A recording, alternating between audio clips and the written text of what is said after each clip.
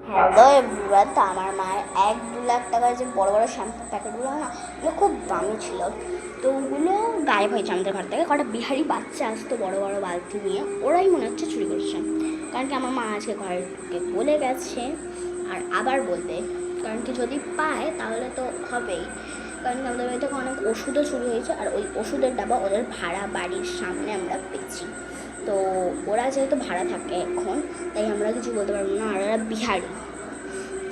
তো তোমরা প্লিজ একটা লাইক কমেন্ট দিয়ে আমাকে বলো যে আমাকে পুলিশকে ফোন করা চাই কি চাই না, তোমরা প্লিজ। তো এত বড় দুর্ঘটনাটা হয়েছে, আমার বাবা পুরো দাম দিয়ে ওইটা কিনে এনেছিল আমার মায়ের জন্য, এত দামি। মানে মানে কোনো বোকা মানুষই হবে যে ওইটা নিয়ে নষ্ট করবে। ওই বোকা মানুষদের লিস্টে ওই বিহারি বাচ্চাগুলো আছে। মায়ের কোনো শিক্ষা নেই, মায়ের কোনো শিক্ষা নেই।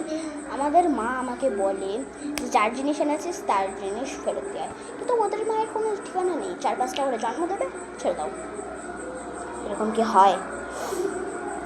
তোমরা কমেন্টে আমাকে বলো আমি কি ঠিক করছি কি করছি না। আমি যদি পাই তাহলে আমি পুলিশকে ফোন করবো।